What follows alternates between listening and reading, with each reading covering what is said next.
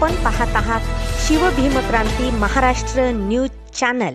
भारतीय संविधानाच्या प्रतीचे वितरण करत डॉक्टर बाबासाहेब आंबेडकर यांना नालंदा विपश्यना केंद्रात अभिवादन करण्यात आले। परभणी येथील नालंदा चॅरिटेबल ट्रस्ट संचलित नालंदा विपश्यना केंद्रात महापरिनिर्वाण दिनाच्या निमित्ताने संविधानाचे शिल्पकार बोधिसत्व डॉक्टर बाबासाहेब आंबेडकर यांना संविधान प्रतीचे मोफत वितरण करून अनोखे अभिवादन करण्यात आले। या कार्यक्रमाला प्रमुख पाहुणे म्हणून रिपब्लिकन सेनेचे राज्य उपाध्यक्ष लोकनेते विजय वाकुडे तसेच डॉक्टर भारत नांदुरे, प्राध्यापक डॉक्टर नीता गायकवाड आणि प्राध्यापक रफिक शेख यांची उपस्थिती होती। सध्या डॉक्टर भारत नांदुरे हे हर घर संविधान अभियान लोकनेते विजय वाकुडे यांच्या नेतृत्वाखाली राबवत असून 1 लाख प्रती मोफत वितरित करण्याचा संकल्प त्यांनी केला आहे।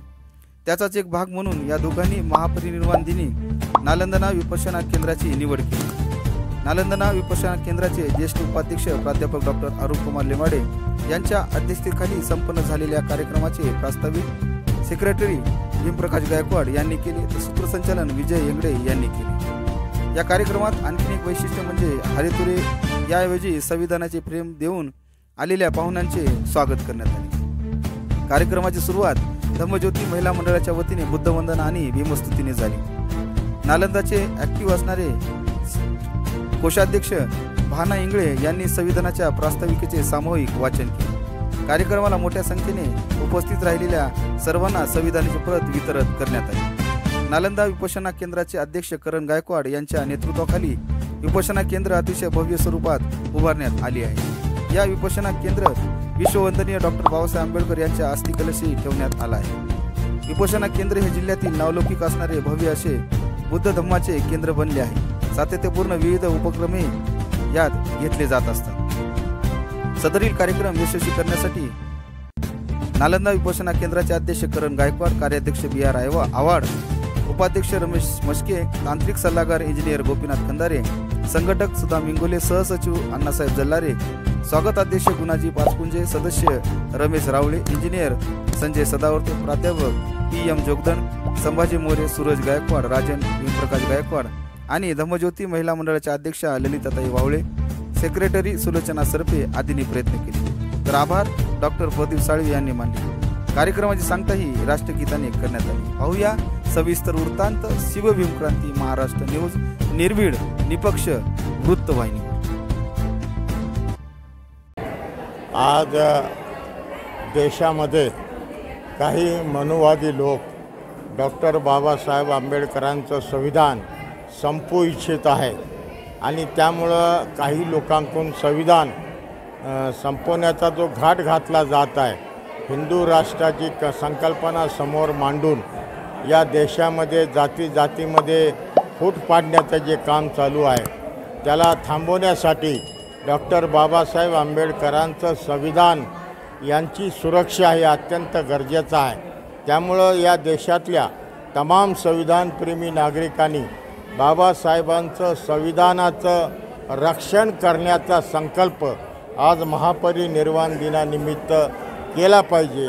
यासाठी आज रविराज पार्क या ठिकाणी विपश्यना जे केंद्र आहे या ठिकाणी संविधान ग्रंथाचं वाटप करून आम्ही या ठिकाणी संकल्प महापरिनिर्वाण दिनाचं अभिवादन या ठिकाणी केलेलं आहे आणि प्रत्येक कार्यक्रमामध्ये प्रत्येक घराघरामध्ये संविधान गेलं पाहिजे।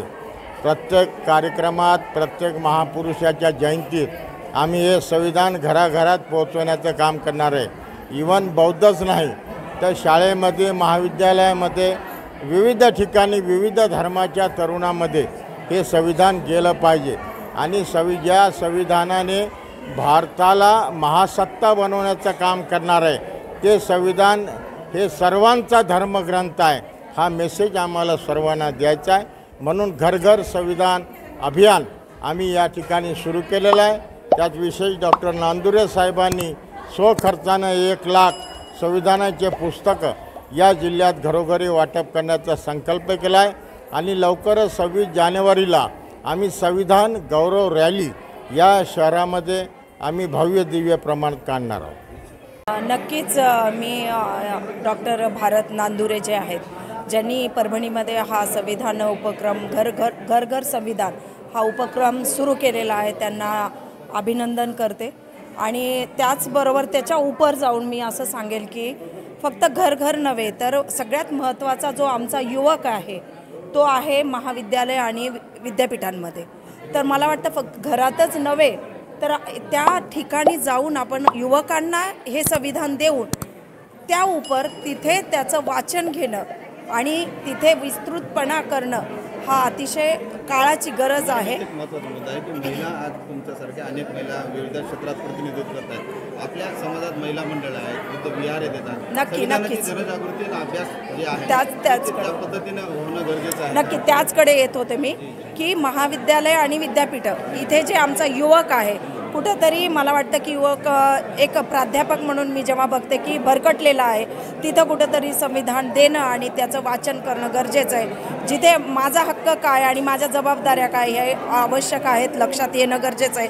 त्याचबरोबर जे मी सदैव सांगत असते की महिला मंडळ जे आहे आमचं ते अतिशय सक्षम होणं गरजेचं आहे आणि महिलांना संविधान काय आहे हे माहीत असणं गरजेचं आहे. त्यामुळे फक्त महाविद्यालय आणि विद्यापीठ आणि घरोघरी नाही तर जे आपल्या महिला मंडळ आहेत तिथे देखील संविधान पोस्ट करणं आणि त्याचं वाचन करणं यापुढे आणि त्याचा विस्तृतपणा करून त्याला एक्सप्लेन करणं सांगणं की काय संविधान आहे काय आहे सगळ्यात महान माझ्या भारतातलं संविधान माझ्या डॉक्टर बाबासाहेब आंबेडकरांनी दिलेलं काय आहे हे कुठंतरी आम्हाला कळणं गरजेचं आहे. कारण महिला खऱ्या अर्थाने समजा आपण ही जागृती झाली तर आपला देश अल्पावधीत महासत्ता होण्याच्या दिशेने वाटचाल नक्कीच कारण महिलांची ताकद आपल्याला माहीत आहे. आपल्याकडे रमाई आहेत, माता रमाई आहे, माता सावित्रीमाई आहेत आणि ज्यांच्या प्रेरणेनेच आज मी देखील इथं उभारलेली आहे.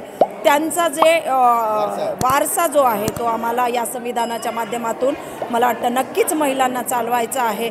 संविधान असेल तर देश बचेल हे मी आज परखडपणे सांगते. कारण एका समाजाला संविधानाची कास नाही आहे किंवा त्याची बळकटता नाही आहे तर प्रत्येक व्यक्तीला भारतातल्या संविधानामुळे एक वैशिष्ट्यता मिळालेली आहे, एक व्यक्तिमत्व मिळालेलं आहे. म्हणून प्रत्येकाने महिला असो पुरुष असो विद्यापीठातील युवक बांधव असो युवती असो यांना संविधान कर्तव्य आणि प्रत्येकाचं एक कर्तव्य पे बॅक टू सोसायटी जे आहे या माध्यमातून आपण प्रत्येकाने या संविधानाचा प्रसार हा केला पाहिजे. लग्न समारंभामध्ये मला वाटतं एखादा बुके देण्यापेक्षा किंवा आहेरापासून आपण जे राग रुसवे येतात त्याच्यापेक्षा संविधानाच्या प्रती देऊन मला मूळ जे आहे ते संविधान आमचं मूळ आहे. संविधान तो खऱ्या अर्थाने आपलं जे मूल निवासी आपण आहोत आणि त्याचं मूळ जे आहे ते संविधानामध्ये आहे ते देणं मला वाटतं या अभिवादन नक्कीच ठरेल. धन्यवाद.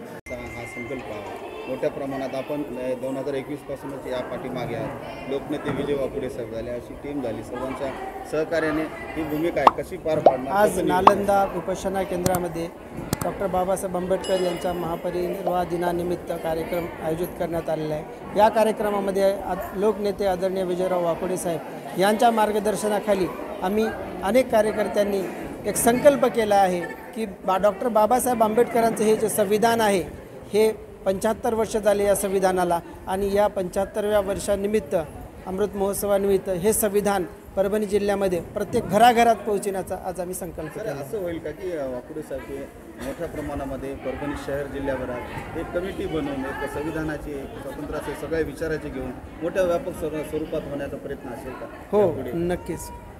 सुरुवातीला परभणी जिल्हा आणि आदरणीय वाकुडे साहेबांच्या मार्गदर्शनाखाली हळूहळू हे वाढत जाईल. उपक्रम घेऊन एक दिशा देण्याचं काम केलेलं आजचा दिन फार महत्त्वाचा आहे. काय सांगाल? पहिल्यांदा आपले आभार मानतो. लोकनेते विजय वाकुडे साहेब यांच्या मार्गदर्शनाखाली डॉक्टर भारत नांदुरे सर हे जे अभियान राबवत आहेत हे अभियान साधं अभियान नाही, बेसिक ज्याला म्हणता येईल आपण बेसिक काम करणं ज्याला म्हणतो आपण ते काम करत आहेत. कारण संविधानिक साक्षरता आणि संविधानिक मूल्यांची समाजामध्ये रुजवणूक ही काळाची गरज आहे. आम्हाला आनंद याचा वाटतो की या नालंदा विपश्यना केंद्रामध्ये बोधिसत्व डॉक्टर बाबासाहेब आंबेडकर यांच्या पवित्र अस्थी आहेत. त्या ठिकाणी नांदुरे साहेबांनी हा कार्यक्रम घडवून आणला याबद्दल त्यांचेही मनापासून आभार मानतो. जय भीम. सर, इथं एक महत्त्वाचा प्रश्न आहे की नालंदा विपश्यना केंद्रासारखे वैचारिक केंद्र उभे राहिले तर एक संविधान वाटप आणि संविधान जनजागृती होती. यापुढे आपल्या या अशा नालंदा केंद्र असतील इथं विद्यार्थ्यांसाठी महिलांसाठी विशेष वर्ग होतील का सर? त्याच्यामधून बऱ्याच का प्रमाणामध्ये संविधानाची माहिती होईल? अर्थात रविराज पार्कची जेव्हा आम्ही निर्मिती करायला सुरुवात केली त्यावेळीच आमच्या डोक्यामध्ये हा उद्देश होता की हे केवळ धम्माचं केंद्र असणार नाही तर या केंद्रामधून जे आहे अनुषंगिक सामाजिक चळवळी ज्या असतात, वेळोवेळी घडणाऱ्या घटना ज्या असतात त्या अँगलनं देखील चर्चा झाली पाहिजे आणि ती चर्चा करत असताना तो संदेश समाजापर्यंत गेला पाहिजे हा आमचा उद्देश राहत आलेला आहे. आणि जसं आपण बोललात भविष्यामध्ये तुम्ही काय काय करणार आहात हे तुम्हाला वेळोवेळी दिसून येईल. दुसरी गोष्ट, एक महत्त्वाची गोष्ट सांगायची राहून गेली. खरं तर आतापर्यंत नालंदा विपश्यना केंद्राला श्रीलंका, कोरिया आणि कोरिया आणि मला वाटतं तिसरा देश थायलंड येथील धम्म शिष्टमंडळानं भेट दिलेली आहे. ही देखील नालंदाची फार मोठी ओळख आहे आणि म्हणून ऑलरेडी नालंदा जी आहे जगाच्या नकाशावर पोहोचलेलं आहे.